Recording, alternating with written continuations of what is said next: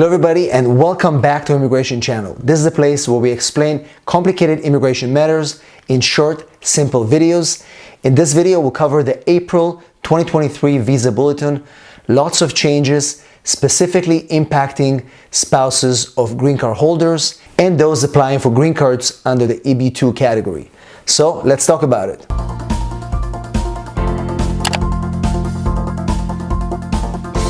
So the April 2023 Visa Bulletin was finally released a few days ago, and there's quite a few changes happened this month as anticipated. Because of the increase in demand in the EB2 category, the State Department retrogressed final action dates for all categories except for China in the April 2023 Visa Bulletin. And what we mean by retrogression means that the cutoff date, the dates actually listed in the previous Visa Bulletin, actually went back several months to accommodate the increased demand for this particular category. Also, a major change in this particular Visa Bulletin impacting category F2A, specifically spouses of green card holders and children under 21 of green card holders. And as you know, and you've seen in my videos in the past year, I mentioned the severe backlog in family petitions. In fact, as many of you know, and I've had consultations with many of you talking about why it's taking so long for you to get a visa interview, why it's taking so long for you to become current. The reason is because those embassies and consulates were not processing almost no family petitions for such a long time, and therefore the backlog continued to increase, and the demand for the F2A category increased significantly. As a result, the chart final action dates for F2A category in the April 2023 Visa Bulletin is no longer current. And this is happening for the first time since 2019. Prior to that, this category was current again in 2013.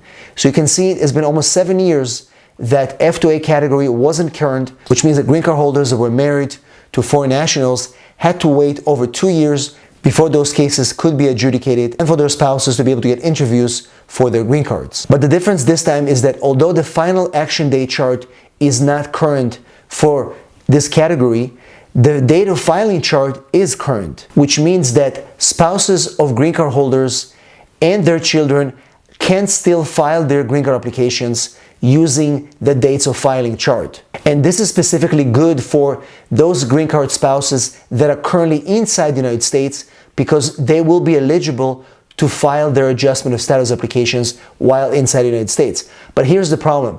While they're eligible to file their applications, they're not going to be able to get approvals. Those cases are not going to be adjudicated until the priority dates will become current, which at the moment may take over 2 years and possibly even more. And so, for example, right now, this date that used to be current previous month is now retrogressed all the way back to September 8, 2020. So we're looking at almost 3 years of wait time for these applications to be adjudicated. So I know it sounds all confusing, but I'll say it again. F2A category in the April 2023 Visa Bulletin is no longer current under the final action dates chart. And now it went back to September 8, 2020. However, if you look at the second chart's dates for filing, this category is current in the dates for filing chart, which means that green card holders who are married to foreign nationals can still file applications. Specifically, those that are currently inside the United States can also file for adjustment of status. However, because the dates retrogressed, went back in the final action dates chart, that means that those applications are not going to be adjudicated until the priority dates will become current, which will take over 2 years. Some good and bad news to report in this Visa Bulletin. Before we jump into going through the charts, as we do every single month, let's see what USCIS is doing this month with respect to the Visa Bulletin. Every month, USCIS announces whether applicants who are currently inside the United States are going to be using either the dates of filing chart or the final action dates chart to be able to file their adjustment of status applications. For the April 2023 Bulletin, applicants currently in the United States under the family categories are going to be using the dates for filing chart, which is current at the moment for F2A applicants, as I mentioned before. If you are inside the United States and you're filing your application based on employment, USCIS announced that for April, you must be using the final action date chart for employment-based adjustment of status. Now let's jump into going through the charts. As we do every single month, we start with family petitions, final action dates. Petition, final action dates, F1 category, rest of the world is at December 1st, 2014. China mainland also is December 1st, 2014. India remains the same, December 1st, 2014. And Mexico is now at April 1st, 2001. And finally, the Philippines is at March 1st, 2012, category F1. Moving to F2A, the category that had the biggest changes in this Visa Bulletin, the rest of the world is no longer current. Big change from last month.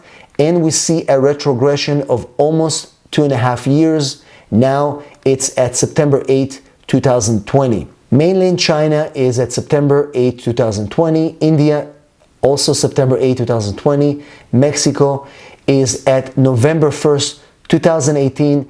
Even bigger retrogression for Mexico. And the Philippines remains at September 8, 2020. Category F2B is now, rest of the world is September 22, 2015. China is also at September 22, 2015. And India is at September 22, 2015. Mexico is unfortunately at June 1st, 2001. And the Philippines is at October 22, 2011. Category F3, rest of the world is at November 22nd, 08. China is November 22nd, 08. And India as well, November 22nd, 2008. Mexico is at November 1st, 1997, and the Philippines remains at June 8, 2002. F4 category, the longest possible wait time for siblings. The rest of the world is at March 22nd, 07. China is March 22nd, 07. India is at September 15, 2005. Mexico is August 1st, 2000. And the Philippines, August 22nd, 2002. You can see we've seen some movement in family-based categories. Unfortunately, we've seen a retrogression at the moment, but this is done because there is a huge demand for these visas and they have to find a way to balance before they start pushing forward. Now, moving to employment-based final action dates, let's jump into the chart. First category is current for the rest of the world and will remain the same probably in the next several months. China is at February 1st, 2022. India is February 1st, 2022. Mexico is current and the Philippines is current as well. EB2 second category, we've seen a retrogression. Rest of the world is now at July 1st, 2022. China is at June 8, 2019. India is at January 1st, 2011. Mexico, July 1st, 2022. And the Philippines is also July 1st, 2022. As you can see, quite a big retrogression in this category. Third preference is current for the rest of the world. China is November 1st, 2018. India is June 15, 2012. Mexico is current and the Philippines is current. Fourth category, rest of the world, is September 1st, 2018. China is September 1st, 2018. India is also September 1st, 2018. And Mexico is September 1st, 2018. Finally, the Philippines, September 1st, 2018. EB5 unreserved, including all regional centers, current for the rest of the world. China remains at July 8, 2015. India is at June 1st, 2018, and Mexico and the Philippines are current. So as you can see, this is a big change for April 2023 Visa Bulletin. We're going to see also some retrogression moving forward in some employment-based categories as well, maybe further retrogression in EB2 as well.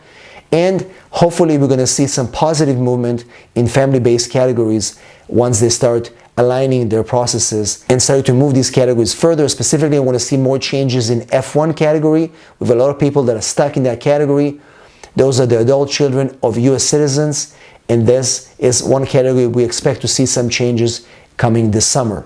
Once again, hopefully you enjoyed this video. If you need help with your immigration case, if you're stuck and need some help to figure out what to do, just text me 619-483-4549. I'm here to help you. Thanks for watching, and I'll see you in the next video.